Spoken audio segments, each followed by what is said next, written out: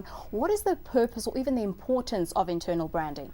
Shudu, it's born on the premise of saying it's a true opportunity for competitive advantage in organizations. I think all too often we've seen companies put a massive emphasis, rightly so in certain instances, on external brand building and external marketing. It's critical, connects with customers and markets, but what we're saying is there's a much wider constituency that a business needs to address, and a critical one that often gets neglected is this internal audience whose job it is to deliver on the brand promise. So in the most simple terms, the definition of a brand is a promise kept. So if we're making promises at an external marketing communication level, the notion of making sure the organization is aligned to deliver against that, we feel, is absolutely critical. So who needs to drive this process? Is it the responsibility of the marketing department, or does the instruction need to come from above?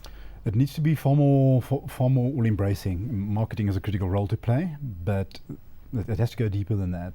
Leadership plays an essential role. So top-down involvement.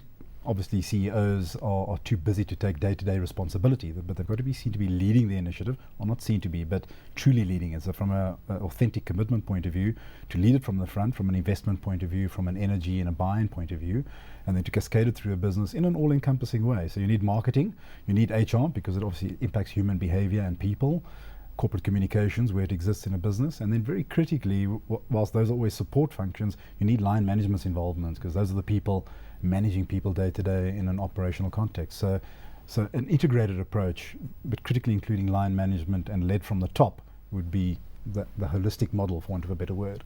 And Omar, how would you get the buy-in of employees to internal branding? Well, I wanted to ask those questions because I'm not the expert, but I want to check with Sean. Once the CEO sets the strategic path, the vision, the objectives, the strategy, the values, I'm not saying it's automatic because we're all human, but doesn't that pretty much set the compass about how you should behave, what you're going after? This particular exercise that you're talking about, the internal brand exercise, where's its role in that particular matrix?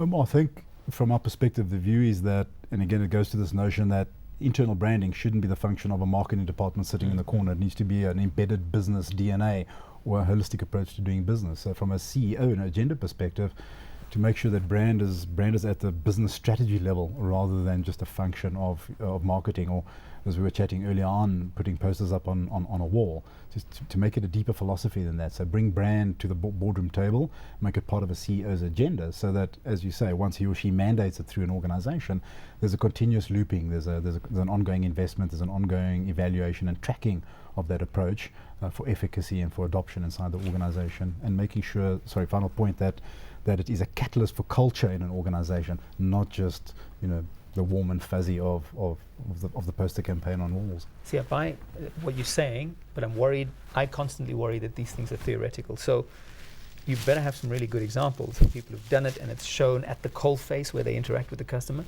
because there are many companies who read about, have an experience that they've got a great internal branding and training function. They really value their staff. I then interact with their staff when I'm actually on their shop floor as a customer, and I never see the protection of the brand.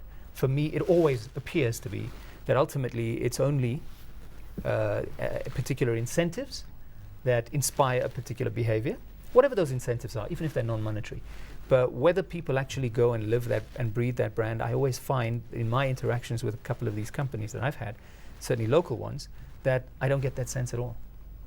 Well, I think a very valid question, and I think by implication there's no magic wand, hence the ongoing commitment, the ongoing energy and investment into an initiative of that kind. Ironic that you should mention the coalface, because it was one example running through my mind as you were chatting. Wonderful South African example of Exaro. Interesting, not a consumer-facing brand, so it doesn't perhaps quite have the same service pressure that, for argument's sake, a cell phone company or a retail bank would have. But a classic example of a merger dynamic, 4 entities coming together to create what was at the time the largest BEE transaction in corporate South Africa, and I think still stands. But using internal branding as a catalyst for dealing the uncertainties of a merger environment. And in a mining situation, operational spread, literacy challenges, language challenges, culture challenges, and using internal branding as a mechanism for culture creation and alignment in this new entity being taken to the Johannesburg Stock Exchange at the end of 2006. So a listed entity, using that as a very powerful mechanism and driving exceptional business results through the process.